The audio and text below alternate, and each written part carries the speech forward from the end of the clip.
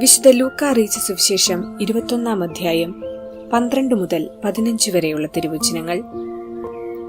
ഇവയ്ക്കെല്ലാം മുമ്പ് അവർ നിങ്ങളെ പിടികൂടുകയും പീഡിപ്പിക്കുകയും ചെയ്യും.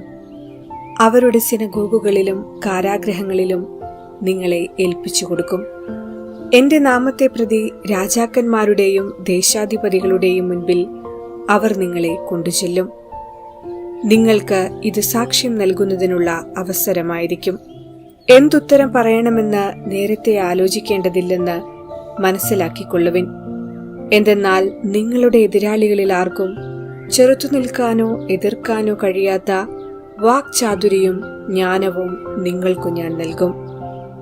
ഓർമ്മിക്കുക, സന്യാസത്തിലും പൗരോഹിത്യത്തിലും സഭാ നേതൃത്വത്തിലുമുള്ളവർക്ക് ഇനിയുള്ള കാലങ്ങളിൽ ഇത്രയും നാളുകളിലുണ്ടായിരുന്ന ആധ്യാത്മികത കൊണ്ട് പിടിച്ചു നിൽക്കാൻ കഴിയുകയില്ല.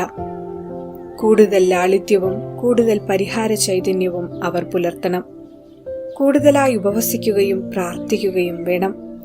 വചനവായനയും അനുദിന ധ്യാനവും മധ്യസ്ഥ പ്രാർത്ഥനയും നിഷ്ഠയോടെ നിർവഹിക്കണം.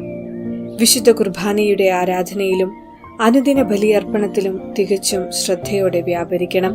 നിരന്തരമായ അനുതാപ ചൈതന്യം സൂക്ഷിച്ചുകൊണ്ട് വിശുദ്ധ കുമ്പസാരം കൃത്യമായി നിർവഹിക്കണം. എല്ലാറ്റിലുമുപരി പുരോഹിതരുടെയും സമർപ്പിതരുടെയും നാഥയായ പരിശുദ്ധ കന്യകാമറിയത്തിന്റെ വിമല ഹൃദയത്തിൽ അഭയം തേടണം. അമ്മയ്ക്ക് പ്രതിഷ്ഠിതരായവരെ സാത്താൻ വഞ്ചിക്കാതെ അമ്മ കാത്തുപാലിക്കും. അവർ അമ്മയുടെ സവിശേഷ സ്നേഹഭാജനങ്ങളായിരിക്കും. പുത്രന്റെ രണ്ടാം വരവിന് അവരിലൂടെ അമ്മ സഭയെ ഒരുക്കുകയും ചെയ്യും. യുഗാന്തി നാളുകളിൽ സാത്താൻ നേടിയെടുക്കുന്ന മറ്റൊരധികാരം ക്രിസ്തുസാക്ഷികളായവരുടെ ജീവന്റെ മേൽ കൈവയ്ക്കാനുള്ള അധികാരമാണ്. എതിർ ക്രിസ്തുവിന്റെ പ്രതിമയെ ആരാധിക്കാത്തവരെ കൊല്ലിക്കാനുള്ള അധികാരമായി എതിരാത്മാവ് ഇത് നടപ്പിൽ വരുത്തും. കഠോരമായ രക്തസാക്ഷിത്വത്തിലേക്ക് എത്തിക്കുന്ന വളരെ വേദനാജനകമായ സന്ദർഭങ്ങളായിരിക്കും ഇത്.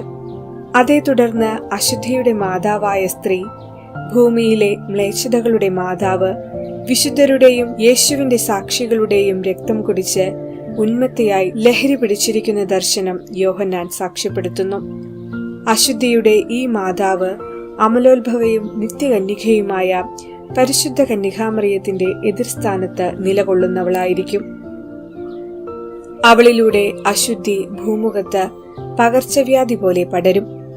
മാലാഖമാരുടെ രാജ്ഞി ദേവദൂതന്മാരുടെ നിരയോടുകൂടി ഭൂമിയിലിറങ്ങി ഈ തീർത്ഥാടക സഭയെ വിശുദ്ധിയിൽ കാത്ത് വിജയസഭയിലേക്ക് കൂട്ടിക്കൊണ്ടുപോകുവാൻ വേണ്ട കൃപയ്ക്കായി പ്രാർത്ഥിക്കാം.